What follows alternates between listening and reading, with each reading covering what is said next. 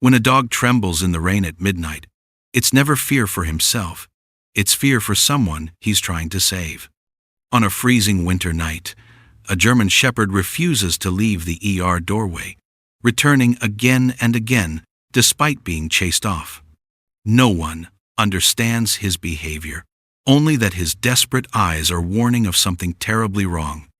Near midnight, icy winter wind tore through the parking lot of Westwood Memorial Hospital, carrying a cold sharp enough to sting the skin. Yellow sodium lights spilled across the wet pavement, breaking into uneven patches of shadow and shine. In that bleak, bone-cold scene, a large German Shepherd stood completely still in front of the emergency entrance. Rain soaked his back, dripping down in thin streams. His breath rose in pale clouds, and his wide amber eyes, terrified yet unwavering, looked as if they were trying to signal an urgent message no one could hear. Security had chased him off 3 separate times, but each time he returned to the exact same spot, shivering, panting hard as if he'd run a long distance. "I've never seen a dog look like it's begging for help," muttered Tim, the hospital security guard, tightening his grip on his flashlight. The automatic doors hissed open and closed. Ambulance sirens echoed faintly from the highway. But even in that familiar chaos, the image of the dog made everyone stop for a moment, pushing his muzzle toward anyone who stepped out, pleading, urging them to follow. No one knew what he wanted, but everyone felt the same uneasy truth. Something was terribly wrong, and the dog seemed to be the only one who knew it. Dr. Emily Harris stepped outside after a stressful shift. She noticed the shepherd immediately soaked, shivering, eyes locked on the dark corner of the parking lot. She knelt down. "Hey, buddy, who are you looking for?" But the dog didn't look at her. He stared into the rain, toward the far end of the lot. A nurse passing by whispered, "Maybe he lost his owner." But Tim shook his head slowly. "No, he wants someone to follow him." Emily took a step closer. At that moment, the shepherd spun around and ran toward the parking lot, then stopped, looked back at her, and barked once, hoarse and broken. "Holy, he is calling us," Tim gasped. They followed him between rows of dark, empty cars. The dog kept looking back to make sure they were behind him. Then he halted beside an old gray sedan and started scratching the door violently, his claws scraping until they bled.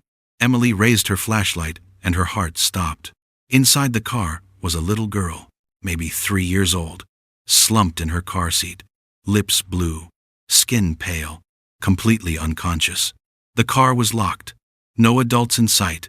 Tim froze. "Dear God, who leaves a child out here in this cold?" Emily pressed her forehead to the icy window.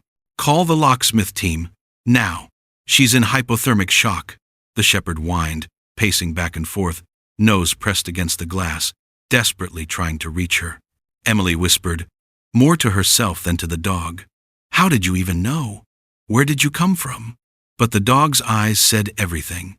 He hadn't come for help for himself. He had come for the child.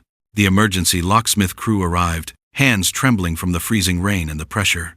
The rain hammered against their jackets. Steam rose from their breaths. The dog wouldn't back away from the car. His paws kept scratching the glass until streaks of blood mixed with rainwater. "Get that dog away!" someone shouted. "No," Emily snapped. "He's the reason she's still alive. Let him stay." A sharp click. The door swung open. Cold air billowed out like a death fog. Emily scooped the child into her arms. Her tiny body was limp, frighteningly cold even through Emily's thick coat. "She's crashing! Oxygen! Heat pads! Move!" They sprinted through the white-lit hospital corridor. Fluorescent lights flickered. Shoes slapped against the wet floor. Monitors screamed in the distance. The shepherd ran beside them the whole way, slipping on the tiles, falling twice, but forcing himself up again. Inside the trauma room, doctors swarmed the little girl. "Warm saline. Mask on. Get her core temp, hurry." The dog stood outside the door, chest heaving, eyes fixed on the girl as if holding her to life through sheer will. A nurse whispered, "He's not just a hero. He's an angel on 4 legs." 3 hours later, the little girl opened her eyes. Weak, confused, but alive. She saw the shepherd lying curled near the foot of her hospital bed. "Doggy," she murmured. He lifted his head, walked over, and gently rested his muzzle on the edge of her blanket. Emily stood in the doorway, tears warming her cheeks. "She's safe," she whispered, "because of you." When police arrived, they found the child's mother asleep in the waiting room, mistakenly believing her husband had taken the child home. A tragic misunderstanding, but one that could have ended much worse. If the shepherd hadn't run nearly a mile to get help, Emily adopted the dog that night, a nameless, ownerless hero with a heart big enough to carry a life. And from that day on, anyone passing Westwood Memorial could never forget the sight. A German shepherd once stood alone in the freezing rain, not waiting for his owner, but waiting for the moment he could save a child's life. Sometimes, the bravest hearts in this world belong to those who cannot speak, yet somehow know exactly what to do.